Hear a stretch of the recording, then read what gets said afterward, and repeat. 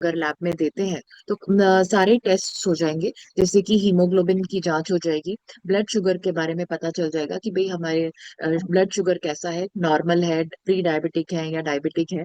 Lipid profile हमें पता चल जाएगा एक बार की खून की जांच से। और इससे हमें पता चलेगा कि एलडीएल या बुरा कोलेस्ट्रॉल कितना है हमारे शरीर में। एचडीएल जो कि अच्छा कोलेस्ट्रॉल है उसकी कितनी मात्रा है, टोटल कोलेस्ट्रॉल, ट्राइग्लिसराइड्स, और ओवरऑल हमारे जो हृदय का जो स्वास्थ्य है उसके बारे में पता चलेगा।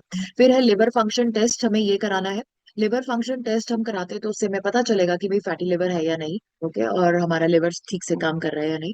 थायराइड प्रोफाइल से पता चलेगा कि क्या हमारा जो थायराइड फंक्शन है वो ठीक है या नहीं। और इसके अलावा किडनी फंक्शन टेस्ट भी हमें कराना है कि हमारी किडनी सही से काम कर रही है या नहीं, यूरिक एसिड का स्तर जो है वो नॉर्मल है या नहीं। तो ये एक बार अगर हम खून की जांच कराते हैं, एक बार हम खून का सैंपल देते हैं, एक ही खून के सैंपल से ये सारी जांचें हो सकती हैं। बट हमें ये पता होना चाहिए कि हमें ये सारे टेस्ट कराने हैं। और साथ में हमें आंखों का भी टेस्ट कराना है। बट ऑफ कोर्स आंखों का टेस्ट जो है वो आप सब जानते हैं कि वो आपको हॉस्पिटल में या किसी डॉक्टर के पास में जाकर ही कराना होगा।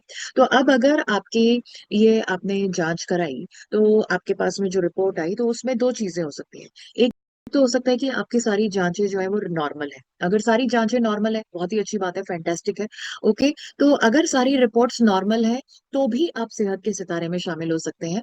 और अगर कोई जांच कम ज्यादा है तो भी आपको, तब तो आपको बिल्कुल सेहत के सितारे में शामिल होना ही है।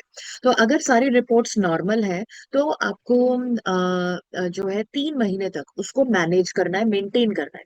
तो यानी कि जो नॉर्मल रीडिंग है उसको नॉर्मल ही रखना है 3 महीने तक, ओके। और या उसको उससे बेहतर करना है।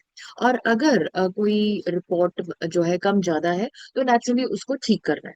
अब ये जो ठीक करना है वो कैसे करना है, सीड्स के माध्यम से। तो आप सब जानते हैं कि अब हम जो है सीड्स के सिद्धांत के ऊपर हम काम करते हैं। तो कोई भी अगर समस्या है तो उसका हमें सीड्स को फॉलो करना है। तो सीड्स का मतलब है, एस का मतलब है स्लीप, ई का मतलब है स्लीप यानी नींद, ई मतलब इमोशनल वेलबींग यानी भावनात्मक स्वास्थ्य, ई का मतलब है एक्सरसाइज यानी व्यायाम, डी का मतलब है डाइट यानी आहार, और एस का मतलब है सप्लीमेंट्स। तो यानी कि इसके माध्यम से हमारी कोई भी समस्या है उसका हमें समाधान लेना है। ये सीड्स, सारी समस्याओं के सीड्स आपको मिलेंगे सेहत का जश्न और सबसे पहले सेहत में। तो जैसे कि अगर सपोज करिए आप में खून की कमी है तो आप अनीमिया के लिए सीड्स को आप इस्तेमाल कर सकते हैं, अपना सकते हैं। तो अगर किसी का हीमोग्लोबिन कम है, चाहे वो पुरुष है या महिला है, तो उनको कैसे सोना चाहिए, कैसे वो अपने भावनात्मक स्वास्थ्य को बेहतर करें। अनीमिया है तो उनको क्या व्यायाम करना चाहिए, अनीमिया है तो उनको क्या खाना चाहिए, क्या नहीं खाना चाहिए, और कौन से सप्लीमेंट्स लेने चाहिए। तो ये इस तरह से अगर हम फॉलो करते हैं ये अनीमिया के लिए सीड्स, तो डेफिनेटली हमें 3 महीने में रिजल्ट्स मिलेंगे।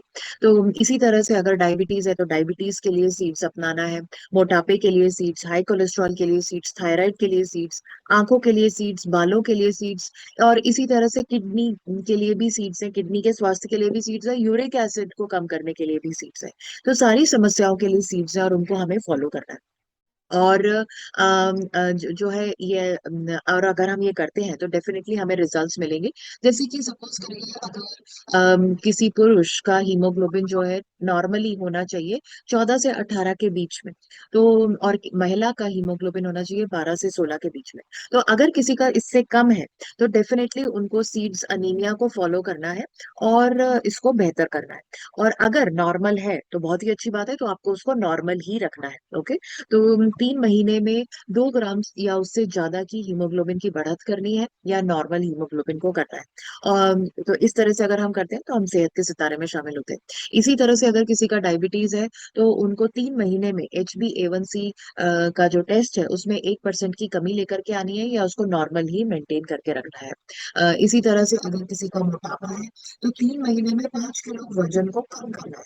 और इसमें आप जो है बॉडी स्कैनर पर खड़े होकर के फोटो आप ले सकते हैं, तो वो एक प्रमाण होगा कि बॉडी स्कैनर पर खड़े होने के बाद में क्या वजन आ रहा है।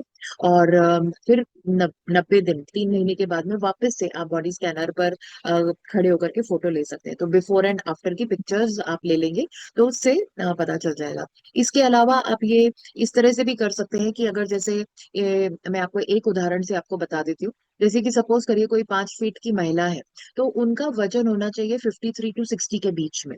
तो अब अगर वो इससे ज्यादा है तो नेचुरली उनको कम करने की जरूरत है। तो हाइट और वजन का अनुपात इससे भी आप देख सकते हैं। दूसरा, आप कमर के घेरे को से नाप सकते हैं कि भी मोटापा है या नहीं। तो अगर 5 फुट की कोई महिला है तो उनका कमर का घेरा 76 सेंटीमीटर या उससे कम होना चाहिए। और अगर उससे ज्यादा है तो डेफिनेटली मोटापा है। और बॉडी स्कैनर से भी आप पता कर सकते हैं। तो अगर बॉडी स्कैनर पर आप खड़े होते हैं और सॉरी और जो है 22 या उससे ज्यादा उनका बीएमआई आता है तो यानी कि मोटापा है। तो ये इतने तरीके से हम पहचान सकते हैं कि भाई मोटापा है नहीं। सिमिलरली पुरुषों का भी है। तो ये आप इसका स्क्रीनशॉट ले सकते हैं और इसके बहुत सारे पीडीएफ भी जो है आपको मिल सकते हैं। तो इस तरह से आप ये जो है पता कर सकते हैं कि मोटापा है या नहीं। और फिर उसको आपको 3 महीने में सीड्स मोटापे को फॉलो करके उसको कम करना है। इसी तरह से अगर कोलेस्ट्रॉल ज्यादा है तो आप एलडीएल को 20% या 14 से 20 मिलीग्राम में कमी लेकर के आए 3 महीने में, या